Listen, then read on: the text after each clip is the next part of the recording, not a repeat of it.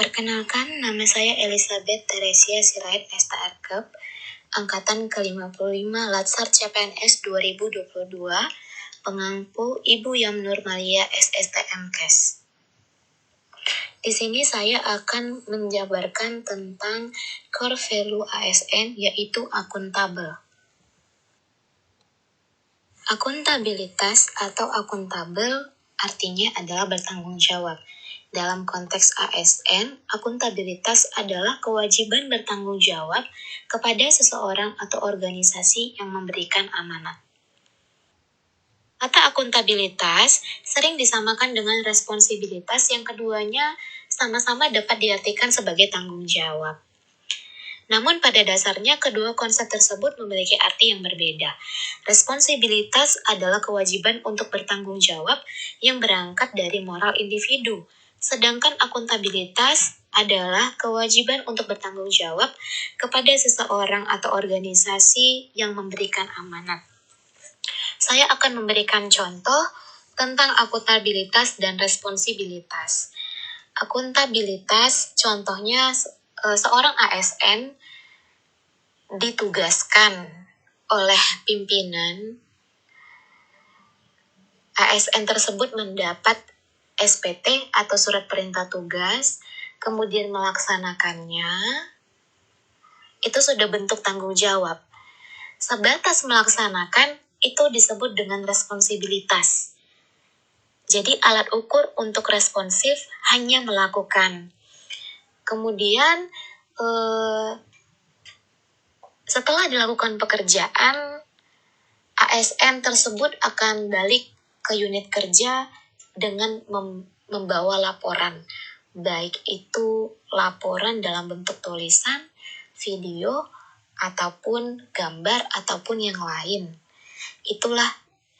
Ini sudah termasuk ke akuntabilitas. Artinya ada alat ukur pertanggungjawaban, yaitu laporan. Responsibilitas, alat ukurnya hanya melakukan, sebatas moral bahwasanya pekerjaan itu sudah saya lakukan dan itu sudah benar. Itulah dia perbedaan antara akuntabilitas dan responsibilitas. Ada 5 tingkatan akuntabilitas. Yang pertama adalah akuntabilitas personal yang mengacu pada nilai-nilai yang ada pada diri seseorang seperti kejujuran, integritas, moral, dan etika. Pribadi yang akuntabel adalah yang menjadikan dirinya sebagai bagian dari solusi dan bukan masalah. Yang kedua adalah akuntabilitas individu, mengacu pada hubungan antara individu dan lingkungan kerjanya, yaitu antara ASN dengan instansinya sebagai pemberi kewenangan. Yang ketiga adalah akuntabilitas kelompok. Kinerja sebuah institusi biasanya dilakukan atas kerjasama kelompok. Dalam kaitannya, maka pembagian kewenangan dan semangat kerjasama yang tinggi dalam sebuah institusi merupakan peranan yang penting dalam tercapainya kinerja organisasi yang diharapkan.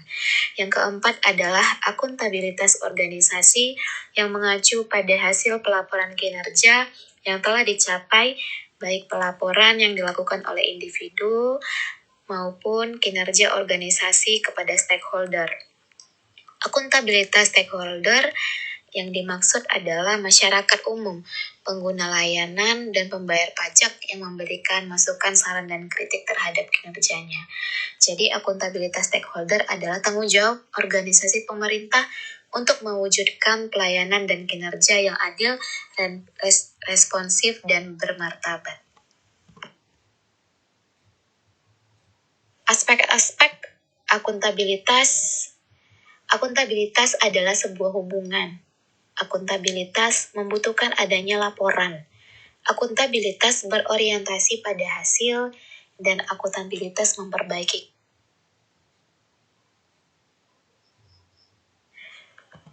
Dalam menciptakan lingkungan kerja yang akuntabel, ada 9 poin penting. Yang pertama adalah kepemimpinan, yang kedua transparansi, yang ketiga adalah integritas, yang keempat tanggung jawab, kelima keadilan, 6 kepercayaan, 7 keseimbangan, 8 kejelasan, dan 9 konsistensi. Langkah-langkah menciptakan akuntabilitas yang pertama adalah tentukan tujuan dan tanggung jawab. Kemudian rencanakan yang dilakukan untuk mencapai tujuan. Lakukan implementasi monitoring kemajuan. Berikan laporan secara lengkap. Dan berikan evaluasi untuk masukan dan tujuan. Saya akan memberikan contoh tentang implementasi di unit kerja, yaitu bidan di puskesmas ditugaskan untuk melaksanakan posyandu oleh pimpinan atau kepala puskesmas. Di posyandu, bidan berkolaborasi dengan kader yang bertugas untuk menimbang berat badan, mengukur tinggi badan, lingkar kepala bayi, dan melakukan pencatatan di buku KIA. Dalam hal ini, bidan sebagai koordinator harus benar-benar memantau tindakan yang dilakukan oleh kader, walaupun kader sudah dilatih untuk menimbang berat badan, mengukur tinggi badan, dan lingkar kepala bayi. Kemudian bidan melakukan penyuntikan kepada balita yang ingin diimunisasi sesuai dengan standar operasional prosedur atau SOP dan memberikan penyuluhan. Setelah selesai melaksanakan posyandu, kemudian bidan harus melaporkan hasil kegiatan kepada pimpinan, baik itu dalam bentuk laporan tertulis ataupun dalam bentuk foto posyandu. Demikian yang dapat saya jabarkan. Semoga penjabaran ini bermanfaat bagi saya dan bagi semua. Sekian dan terima kasih.